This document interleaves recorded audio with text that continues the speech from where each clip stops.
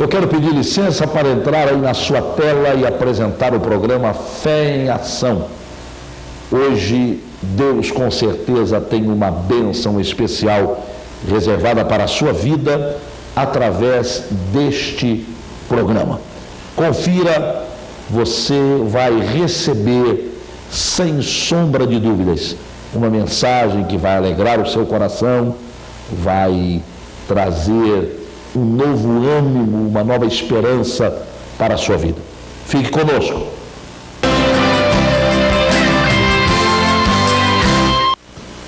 Livro do profeta Malaquias, capítulo 3, versos 10 e 11. Quantos acharam, digam amém. Amém. Diz assim: trazei todos os dízimos à casa do tesouro, para que haja mantimento na minha casa. E depois fazei prova de mim, diz o Senhor dos Exércitos, se eu não vos abrir as janelas do céu e não derramar sobre vós uma bênção tal, que dela vos advenha a maior abastança.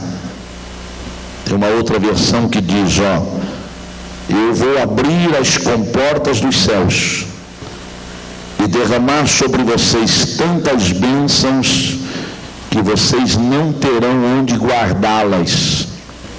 Verso 11: e por causa de vós repreenderei o devorador, para que não vos consuma o fruto da terra, e a vide no campo vos não será estéril, diz o Senhor dos Exércitos.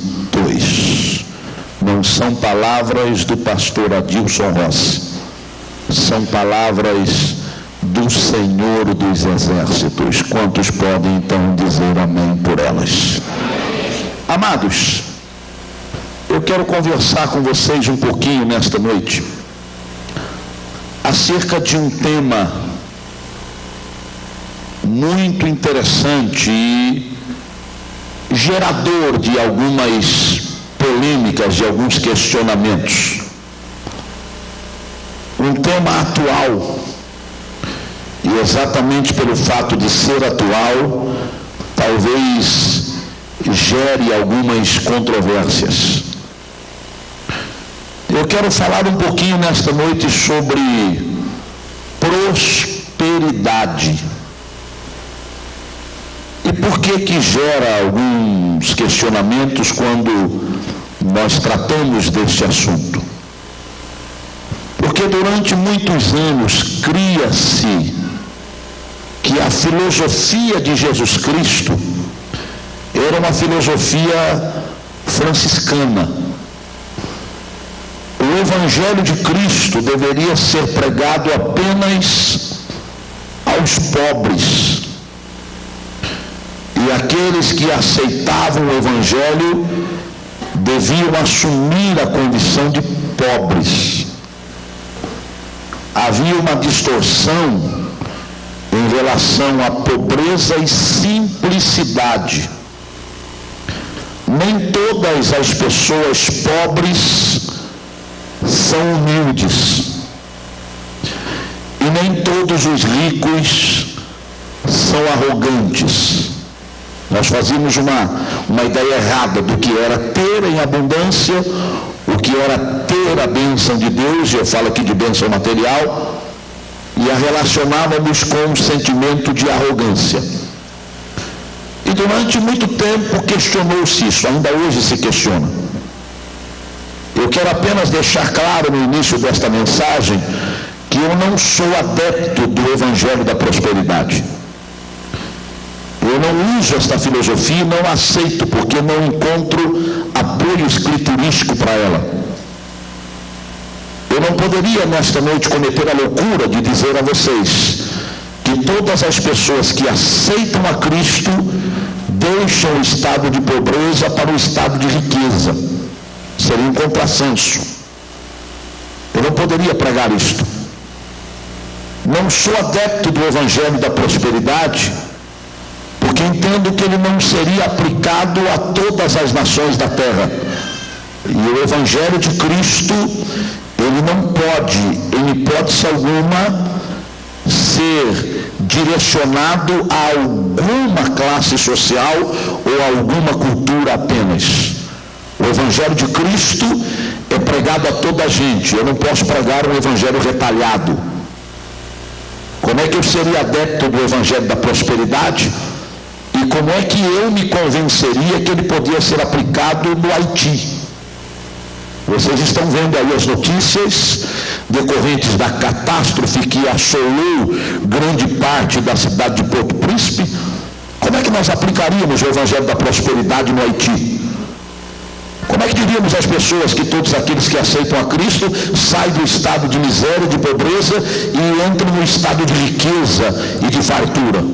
O Evangelho não poderia ser pregado ali. Por isso não sou adepto do Evangelho da Prosperidade.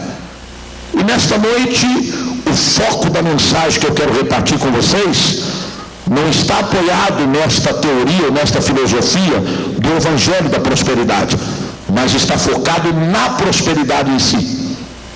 E por que eu foco a mensagem na prosperidade em si? Porque entendo, quando falo de prosperidade no sentido bíblico, que ser próspero não significa excesso ou ter excesso de tudo.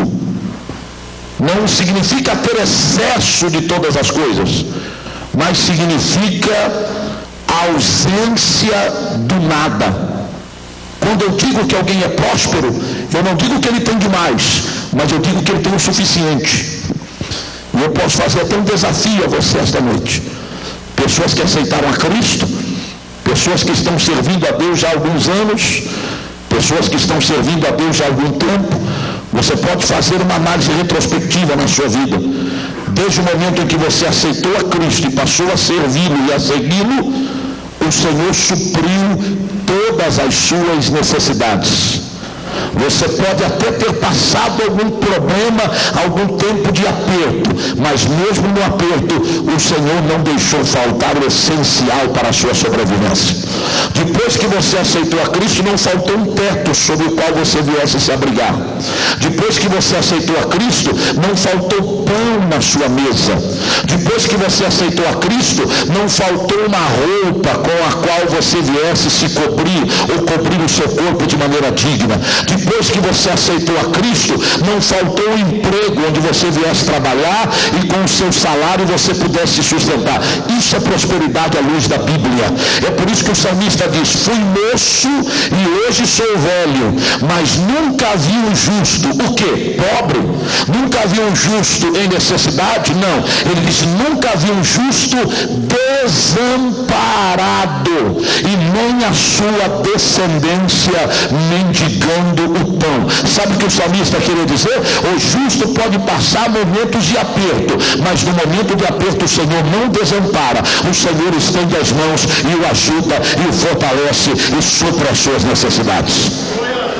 Hoje, queridos, baseado neste texto, eu gostaria de falar alguma coisa acerca do caminho que nós precisamos trilhar para alcançarmos essa prosperidade à luz da Bíblia. A prosperidade que traz a nós a certeza de que nada vai nos faltar. Mas antes que eu ministre, eu preciso saber se vocês querem receber esta palavra. Eu gostaria de saber quantos de vocês querem nesta noite receber uma orientação bíblica da maneira como se devem comportar para serem verdadeiramente prósperos. Só os que querem, levante a sua voz e digam amém comigo. Então escute, há alguns passos que nós precisamos dar para alcançarmos esta prosperidade bíblica. O primeiro passo que nós precisamos dar é colocar o reino de Deus como prioridade. Às vezes nós não entendemos isso. Quando o Senhor Jesus falava com os seus discípulos, e ele deixa isso muito bem registrado lá no Evangelho segundo escreveu São Mateus capítulo 6, ele fala sobre a ansiedade que os discípulos estavam vivendo acerca da preocupação da vida, ou das preocupações da vida. E eu pergunto a você, será que nós não